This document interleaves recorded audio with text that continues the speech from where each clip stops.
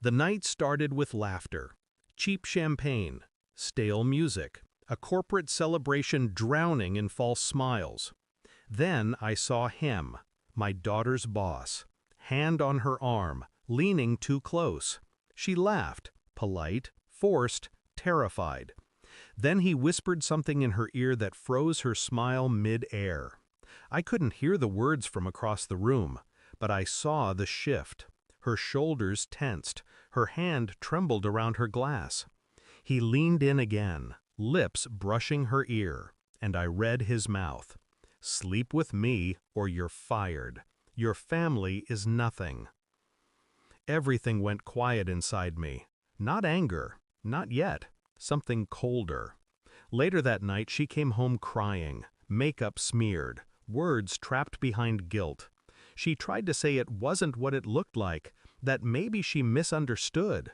But I saw the bruised edge of humiliation in her eyes, the kind you can't misread.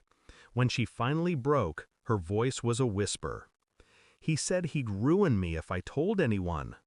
I stared at her, at my little girl, the same one who used to paint my face with crayons and call me her hero. That night, I made one call. "Brother," I said quietly, "it's me." He didn't ask why, didn't ask how bad, just 2 words. His name? His name was Thomas Grant, Senior Project Director, married, 2 kids, a reputation for mentoring young women in the company.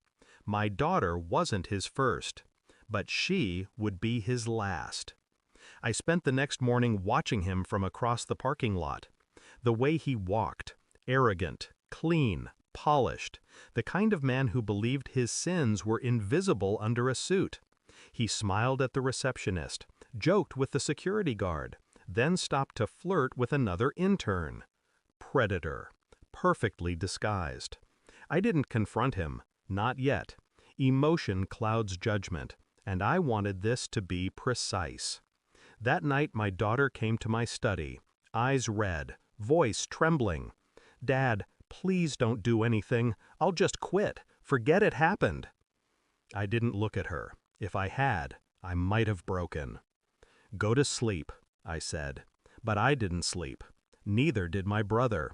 He was trained for this. Black Ops, 15 years under classified orders.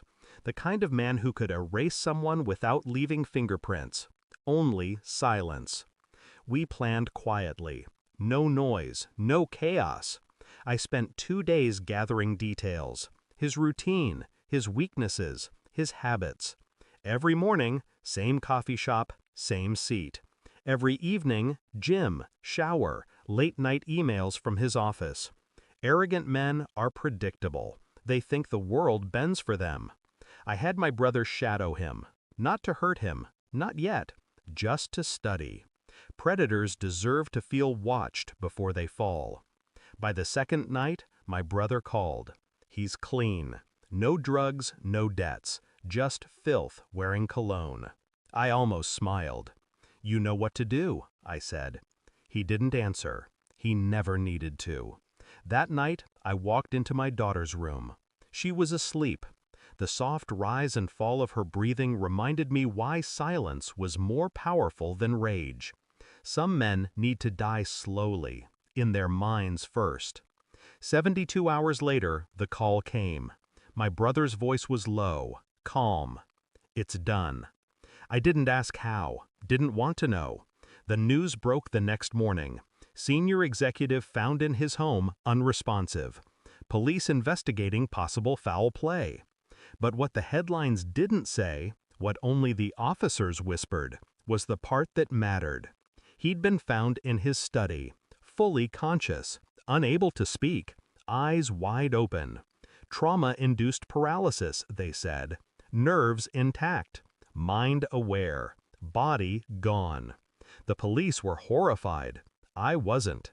My daughter saw the headline at breakfast. She froze, coffee trembling in her hands. "Dad, do you think—" "No," I said quietly. "Bad things happen to bad people." She stared at me for a long moment, then looked away. Some part of her knew. Some part of me didn't care. I visited him once, hospital room 408, machines breathing for him, eyes darting wildly when I stepped closer. He recognized me, that much I could see. I leaned down, close enough for him to smell my cologne, the same scent my daughter always said reminded her of safety. "You tried to destroy her," I whispered, "but you only destroyed yourself." His pupils widened. A tear slipped down his cheek. The monitors beeped faster. I straightened. "You'll live," I said, "but you'll never touch another soul again." And I left him there, trapped inside the cage of his own body. That night, my brother and I sat on the porch. No words, just silence. The world felt still again. Not peaceful, just balanced. My daughter will never know the details. She'll heal believing monsters get caught by accident. And maybe that's mercy. Some men deserve prison. Others deserve memory. I poured my drink, took a slow breath, watched the ice melt.